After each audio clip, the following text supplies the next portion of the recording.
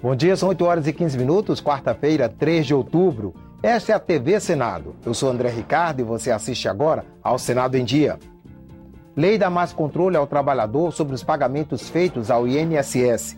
Municípios querem mais recursos do orçamento e pedem revisão do Pacto Federativo. Há 4 dias das eleições, veja quais tipos de propaganda eleitoral passam a ser proibidos. E projeto pretende regulamentar a profissão de cuidador da pessoa idosa. Agora, no Senado em Dia.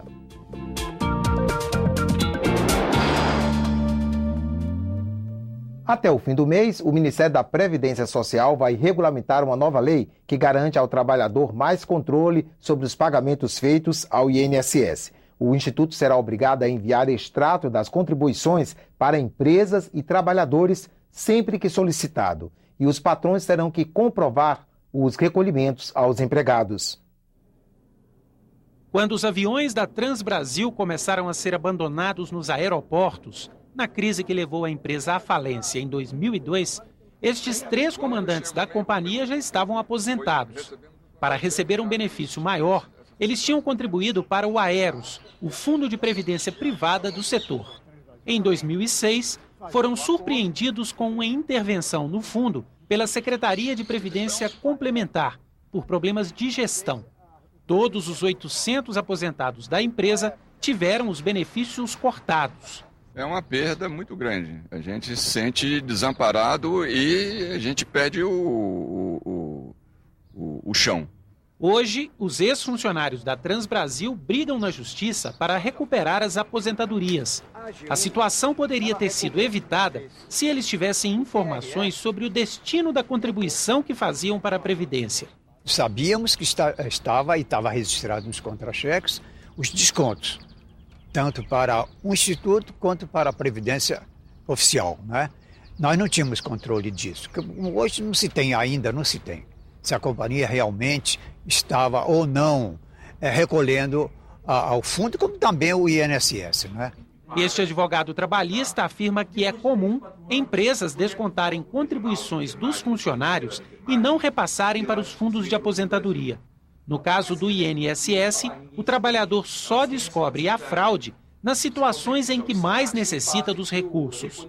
É quando ele está para aposentar, ou ele vai, de repente, é uma trabalhadora mulher que vai pegar licença maternidade, ou, de repente, seguro-desemprego, né? Tem aqueles casos também de acidente de trabalho e doença, né? De repente, uma aposentadoria por invalidez. É nesse exato momento que o trabalhador sabe que trabalhou durante 5, 10 anos, a empresa descontou dele e não repassou para o INSS. O trabalhador tem acesso pela internet ao extrato de contribuições do INSS. Mas o processo é muito burocrático. É preciso ir a uma agência da Previdência Social, fazer um cartão cidadão e registrar uma senha. Só assim o acesso aos dados é liberado aqui no site. Uma lei promulgada em julho facilita o controle. O INSS está obrigado a enviar extratos das contribuições para as empresas e para os trabalhadores sempre que solicitado. Além disso, os patrões terão que apresentar aos funcionários a comprovação de que os recolhimentos foram feitos. O autor do projeto que deu origem à lei, senador Cristóvão Buarque, avalia que os trabalhadores ficaram mais protegidos e também se tornaram responsáveis pela fiscalização. Se ele não ficar atento, ele pode não tomar conhecimento. É preciso que eles estejam, todos os trabalhadores atentos, que agora tem uma lei que lhes assegura o direito de saber que o patrão depositou no lugar certo, na Previdência, o dinheiro que retirou por desconto do trabalhador. O ministro Ricardo Lewandowski decidiu ontem pelo arquivamento do inquérito que apurava a ligação do deputado federal Stepan Nercessian, do PPS do Rio de Janeiro, com o contraventor Carlinhos Cachoeira. O ministro seguiu recomendação do Ministério Público Federal, que reconheceu não haver indícios suficientes para continuar a investigação. As autoridades acataram a explicação do deputado de que havia uma relação de amizade entre os dois e de que essa foi a razão para que ele pegasse o empréstimo com Cachoeira para comprar um apartamento.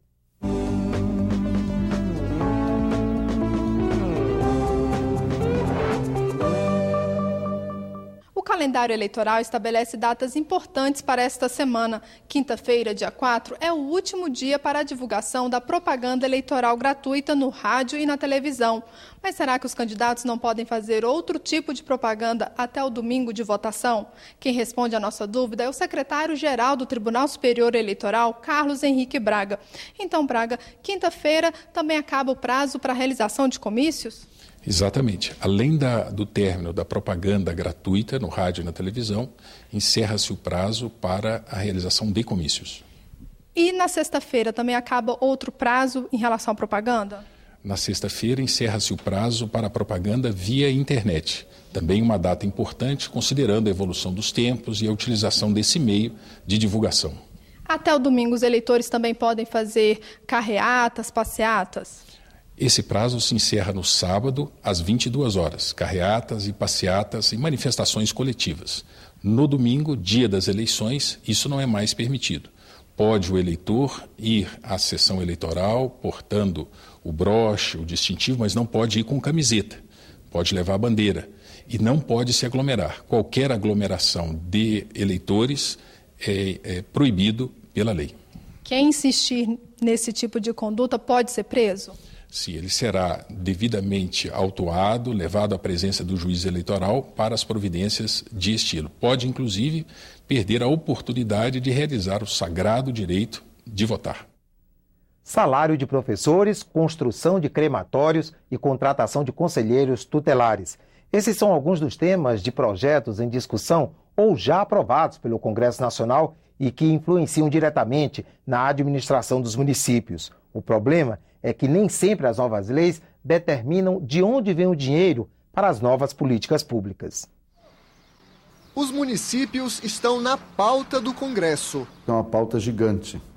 Hoje tramitam nas duas casas mais de 1.000 projetos que dizem respeito diretamente aos municípios e mais de 1.000 ou 2.000 de forma indireta.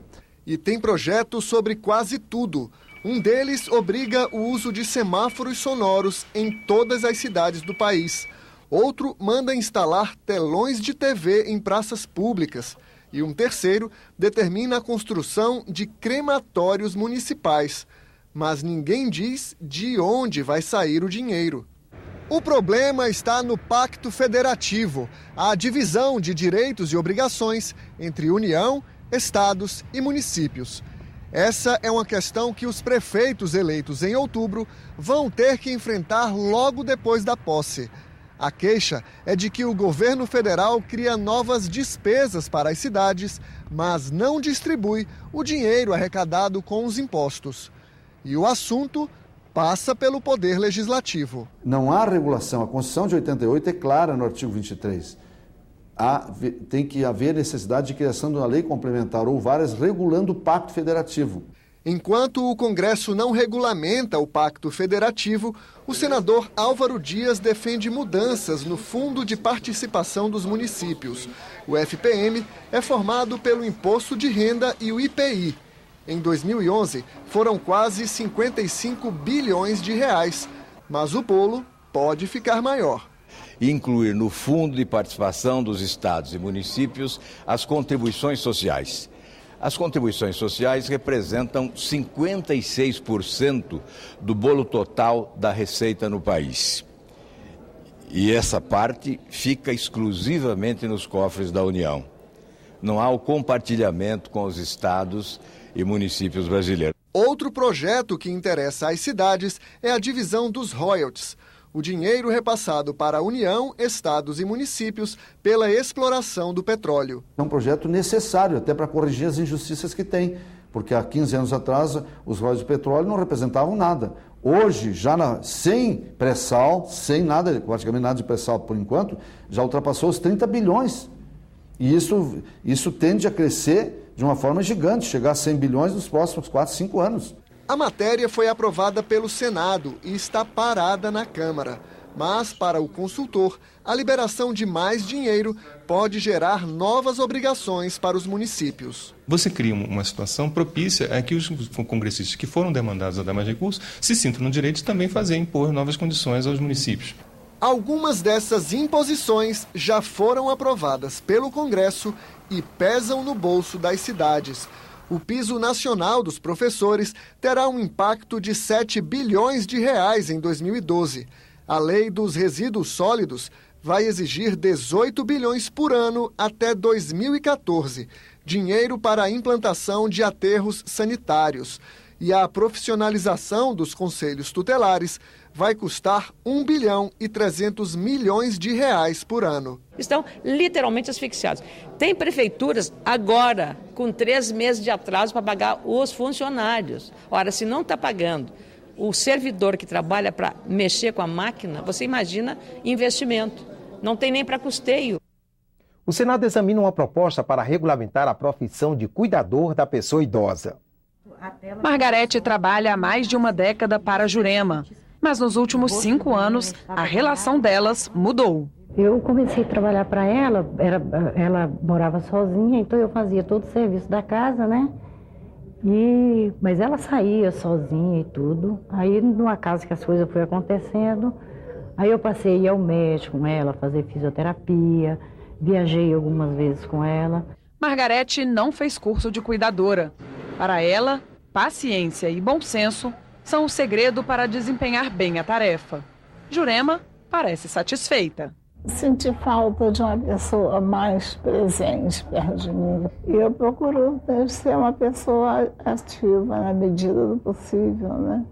Prestar apoio emocional, administrar medicamentos, acompanhar atividades de cultura e lazer e auxiliar na rotina de higiene pessoal. Essas são algumas das funções do cuidador de pessoa idosa. Não se sabe ao certo quantos cuidadores há no Brasil. O Ministério do Trabalho fala em pouco mais de 10 mil profissionais. Já a Associação dos Cuidadores de Idosos de Minas Gerais diz que o número chega a 200 mil. Apesar de ser reconhecida e de integrar a classificação brasileira de ocupações, a profissão de cuidador de idoso ainda não foi regulamentada. Esse é o objetivo de projeto aprovado na Comissão de Assuntos Sociais do Senado. A importância de regulamentar a profissão aumenta devido ao envelhecimento da população brasileira. Em 2010, o país tinha 19 milhões de idosos, número que correspondia a 10% da população. Segundo o relatório do Banco Mundial, em 2050, estima-se que 64 milhões de pessoas tenham 60 anos ou mais, ou seja, 30% dos brasileiros. Em um século de mudanças demográficas, a estrutura etária, que era uma pirâmide, vem mudando de forma. Para o autor, a proposta garante ao idoso a segurança de uma boa prestação do serviço e ao cuidador direitos trabalhistas. Há milhares e milhares de pessoas que fazem esse trabalho. E hoje nós estamos regulamentando, cuidando exatamente de que você tenha qualificações importantes para essas pessoas, mas também com uma preocupação de que o mais importante é a vocação. Pela proposta, o empregador não pode exigir do profissional a realização de serviços que não aqueles voltados ao idoso, como, por exemplo, serviços domésticos para toda a família. O projeto também proíbe que o cuidador desempenhe atividade que seja de competência de outras profissões legalmente regulamentadas. A matéria tem recebido críticas dos profissionais da enfermagem. Para eles, o trabalho de cuidador faz parte da rotina da categoria e, portanto, não seria necessário criar uma nova profissão. É melhor estimular que o profissional técnico auxiliar de enfermagem fosse cuidar do idoso e preparasse esse técnico numa formação específica para cuidar do idoso do que criar uma outra profissão, não sei, talvez menos qualificada, porque não é só dar banho, não é só levar a pessoa para o jardim, não é só colocar a pessoa na cadeira de roda. Ainda segundo a proposta, os cuidadores precisam fazer curso de formação em instituição de ensino reconhecida. Antes mesmo de o projeto virar lei, Jailde se adiantou. Ela faz parte da primeira turma do curso profissionalizante de cuidador de idoso de uma escola em Brasília. Eu queria me aperfeiçoar mais para cuidar da pessoa idosa. Como a gente não tinha uma especialidade, quando a gente se depara com uma pessoa idosa e que é da própria família, a gente só quer dar o melhor de si. Então, eu me senti que não estava preparada para isso. Então, com o curso, foi bem melhor. É muito importante que a profissão de cuidador de idoso seja constituída. Porque o que nós defendemos é que cada vez menos tenhamos essas instituições de longa permanência, do tipo asilo para idosos, e que as famílias mantenham os seus idosos no meio familiar. O projeto que regulamenta a profissão de cuidador de idosos ainda será votado na Comissão de Assuntos Sociais em turno suplementar. O Senado em Dia termina aqui. No decorrer da manhã, você acompanha outras informações nos boletins do Senado Agora. Enquanto isso, continue assistindo a nossa programação.